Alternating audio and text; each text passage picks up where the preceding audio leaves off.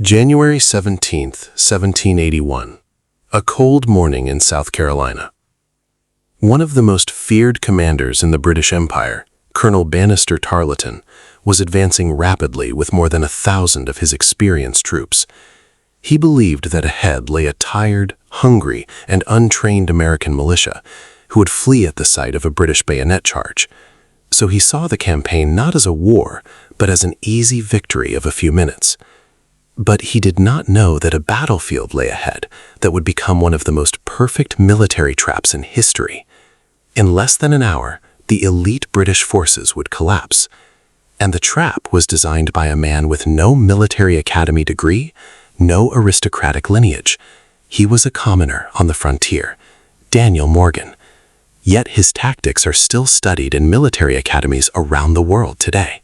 So the question is, how did a few hundred farmers, hunters, and part-time soldiers defeat a well-trained British army in just 60 minutes? This incredible story begins in the late 1780s. At that time, the situation in South Carolina was absolutely hopeless for the American revolutionaries. British forces had captured Charleston, and more than 5,000 Continental soldiers had been captured in what went down in history as the greatest defeat of the entire Revolutionary War. British commander Lord Cornwallis controlled a large part of the South, and Loyalist militias were persecuting patriot families in the countryside. It seemed that the dream of American independence in the South was about to end. At this critical moment, General George Washington gave Nathanael Greene command of the South. When Greene arrived, he found that what was called an army was actually a small group of about 1,400 hungry, tired, and poorly armed soldiers scattered about. Many would have gathered forces in such a situation, but Greene made a completely different decision. He divided his small force into two. He handed over the leadership of about 600 soldiers to Brigadier General Daniel Morgan. Morgan was a completely different man. He was not born into a noble family. He grew up in poverty as a child, earning his living as a driver. During the French and Indian War, he was brutally whipped 500 times for an argument with a British officer. The scars from that wound remained on his body for the rest of his life. Interestingly, Morgan would later say with a laugh, "The British still have one blow left for me, because the drummer miscounted." He never forgot this insult. When the Revolutionary War began, he joined the Virginia Riflemen. He continued to fight despite being shot in the neck during the siege of Quebec. Later, at the Battle of Saratoga, his skilled marksman inflicted a major blow on the British. But Morgan's greatest strength was his practical experience. He had seen firsthand how a common farmer or militia soldier behaved on the battlefield. He knew that they were not cowards. They were not just professional soldiers. At the Battle of Camden, he had seen thousands of militiamen flee in panic as the British bayonet charge began.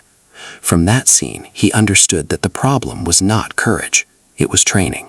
Asking a common farmer to fight a long battle against British regulars in the open field was like asking a schoolboy to play against the best professional team in the world. And it was this realization that later became the basis for one of the most famous military strategies in history.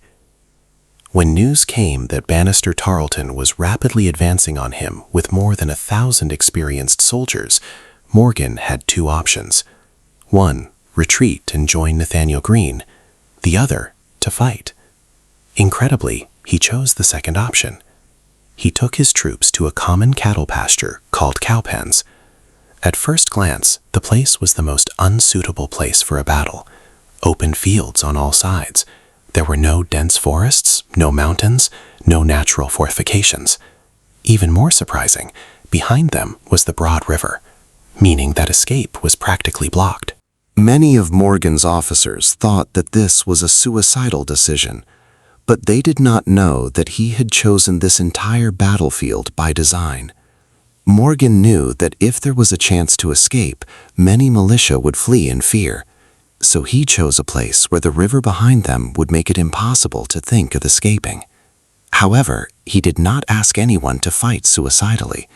Instead, he presented his soldiers with a simple, practical, and psychological plan that would change the course of the entire battle the next morning.